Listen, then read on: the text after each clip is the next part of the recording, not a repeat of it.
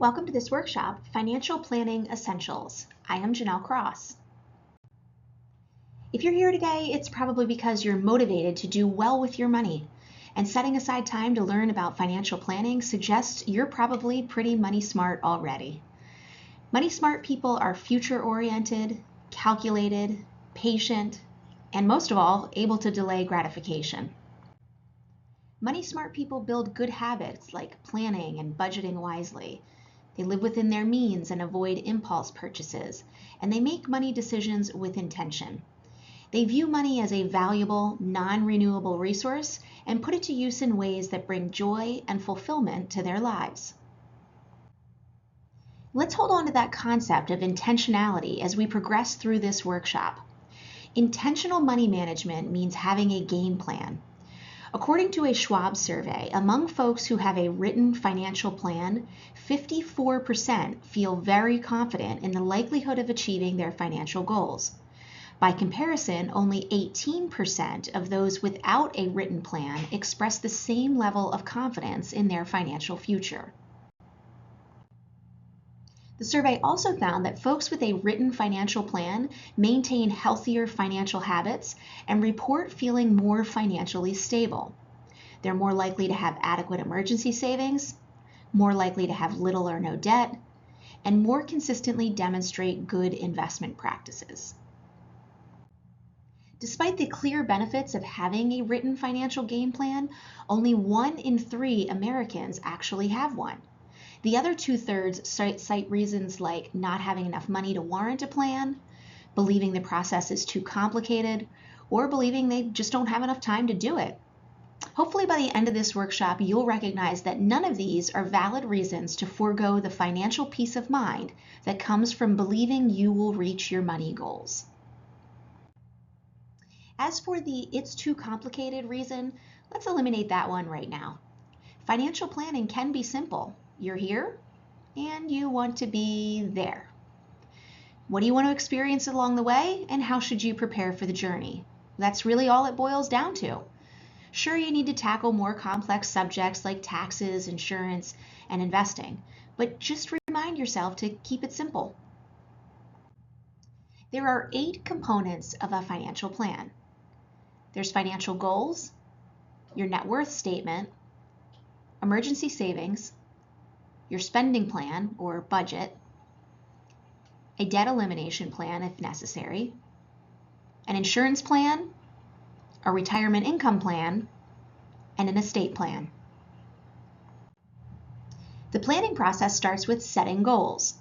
You can't plan without knowing what you hope to accomplish with your money. Now that includes setting a vision for big long-term goals like when you want to retire, but also includes the short-term stops along the way, like building an emergency savings account or taking a trip to Disney. Set a timeline for accomplishing each goal. Short-term goals are things you want to accomplish in the next 5 years. Goals that are 5 to 10 years away are midterm, and those that are more than 10 years away are long-term goals. Next, assign a dollar value to each goal and tag them as a need, a want, or a wish. This helps with step number 4, ranking each goal. Most of us can't afford every wish, whim, and desire, so financial planning helps us use money to bring more joy and fulfillment to our lives by prioritizing things that give us the most joy for our buck. With goals ranked and organized, it's time to put it in writing. With help from a financial coach or online planning tools, you can write a plan to achieve each goal, including how much you need to save and over what time period. While money really is a tool of endless possibility, some common financial goals are getting married, buying a car, eliminating debt, buying a home, planning a dream vacation, saving for a child's education, and reaching the day where you no longer must work for a paycheck, also known as retirement. Setting goals sounds easy, but that's not always the case. So remember, our team is here to help you. From visualizing to prioritizing to finalizing a game plan, we can help. Just reach out and schedule a one-to-one session so we can talk about your unique situation. Next, it's time to set a baseline. The easiest way to assess your financial fitness and chart progress is to plot your net worth. Recording your net worth at the beginning of the planning process is important. With intention and discipline, we're certain you'll look back on this starting point proud of how far you've come and just how much you've accomplished. You can calculate your net worth in 3 steps. First, list your assets, or the things that you own. This is a record of balances in savings and investment accounts, 401ks and IRAs, the value of real estate, and the value of personal property like antiques, collectibles, cars, etc. Next, list your debts, or what you owe, including credit card and student loan debt, car loans, and mortgages. And last, determine what you are worth, in a financial sense, of course.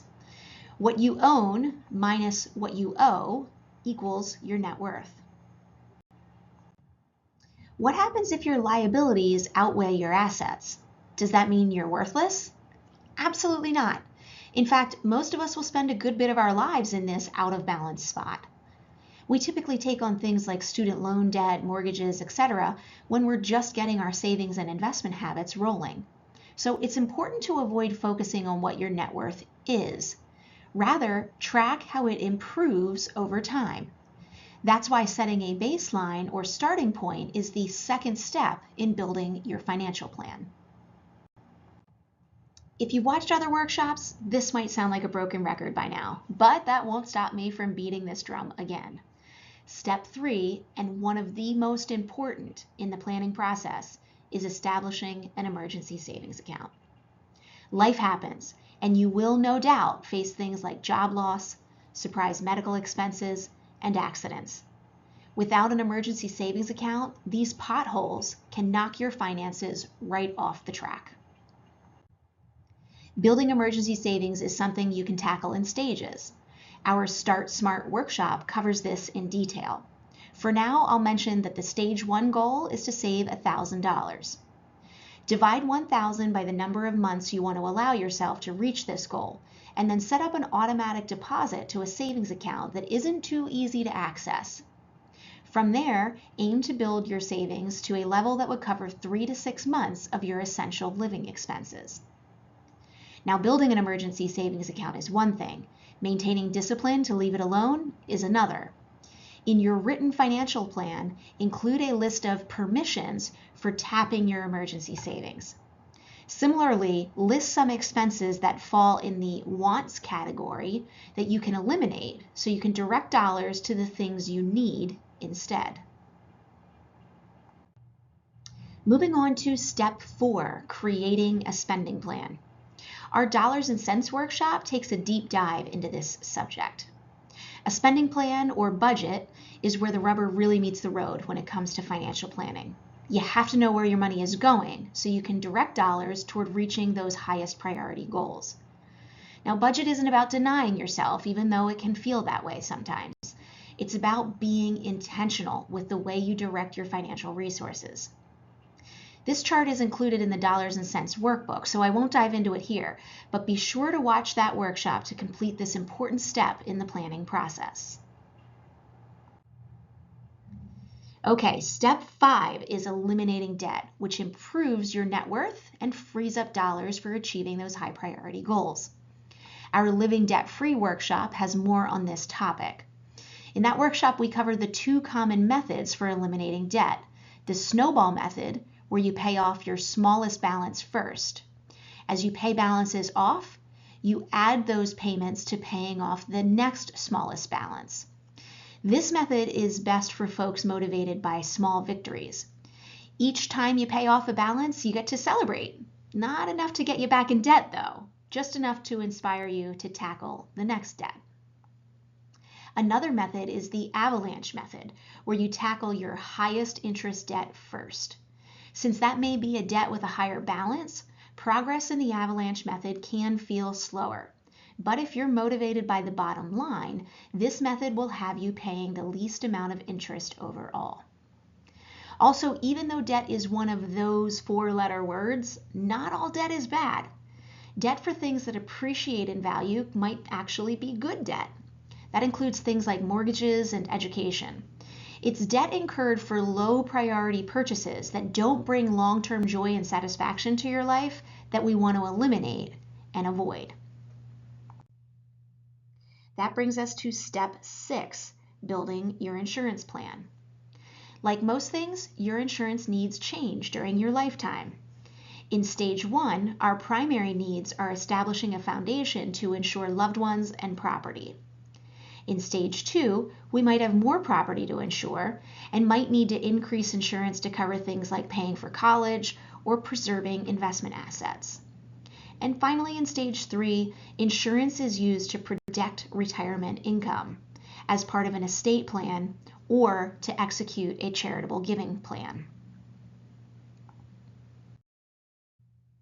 In addition to types of insurance, the amount of coverage you need changes as well. Consider life insurance, for example. In your single years, your life insurance need is pretty low. But as you find a partner, buy a home, start a family, your insurance needs grow. Then, as you build investment assets, launch children into adulthood, and enter retirement, your need for life insurance may actually decrease. This is a good time to mention that financial planning is a dynamic exercise. It's not something you check off the to-do list and set on the shelf. Having a written plan is a start in the right direction, but monitoring your progress and adjusting as life unfolds is what ultimately determines how successful you'll be in reaching the goals you've set for yourself. Insurance can be a complex part of building a financial plan, so I'll also remind you that we're here to help. Just reach out, schedule a one-to-one session, and we can chat about your situation. We're on the home stretch. Step 7 is retirement planning. There are several workshops you can check out to take a deep dive into this topic, including retirement income planning, spending time in retirement, and our Social Security overview. For now, remember retirement is likely the single most expensive financial goal you will set. It's also probably the one thing you can't take a loan for because paychecks stop in retirement. I think you'd be hard-pressed to find a loan officer willing to offer up a loan without the ability to repay it. Now, a textbook would suggest that you need 70 to 80% of your pre-retirement income in order to maintain your lifestyle when your working days are behind you. But that depends on your desired retirement lifestyle. If you plan to travel the world, you'll probably need a bigger nest egg. Also keep in mind that healthcare costs are a significant expense in retirement. Depending on your medical situation, you may need more or less than the recommended average to meet your needs. Like insurance, you'll need to do some calculating here, but don't worry, we're here to help. With that, we've arrived at the final step, estate planning. Now, I'll admit, this isn't the most inspiring step. It's way more fun to think about goals, life, and retirement. But estate planning is a gift you give to others. Losing a loved one is never easy, but a well thought out estate plan can take a tremendous amount of burden off the shoulders of loved ones. Our workshop, Estate Planning Basics, covers this in detail, but let's review the key components of an estate plan. First is your will and testament. This is where you name key people who will carry out your wishes, including the executor of your estate. If you have children, you'll also name custodians for them. You might include instructions for caring for minor children or staggering inheritances as they enter adulthood. You will address assets that do not have a beneficiary designation associated with them, things like personal property, bank accounts, etc. Your insurance policies and investment accounts typically have beneficiary designations, so part of estate planning is keeping those designations up to date. Another important document is a power of attorney. This is a person you appoint to handle your legal, medical, and financial affairs in the event of your disability. While this is a document separate from your will, most attorneys will draft these two documents as a package. And finally, you may want to consider creating a charitable legacy to support the communities, organizations, and movements you care most about. There are some great investment and planning tools that can ensure you make those dollars stretch to benefit things you care about long after you've moved on to greener pastures. So let's wrap up with a reminder of 4 behaviors that are prerequisites for successfully executing a financial plan. First, stop living paycheck to paycheck. While budgeting and debt elimination aren't necessarily fun, remember this is about setting intentions and directing your money resources to things that matter most to you. Next, build that emergency savings account so that a bump in the road won't bring your journey to a halt. Save as much as you can. Delayed satisfaction means you're putting money toward more joyful and more fulfilling things. Yes, it seems like buying the new iPhone the day it comes out will bring you joy, but will it bring you as much joy a year from now as being debt-free? And finally, prepare for the unexpected with emergency savings, insurance, and estate planning. These things bring you peace of mind knowing you've taken steps to protect and provide for loved ones. As you can see, just because financial planning is simple doesn't mean it's easy, but we are here to help. Life is lived in the moments along the journey.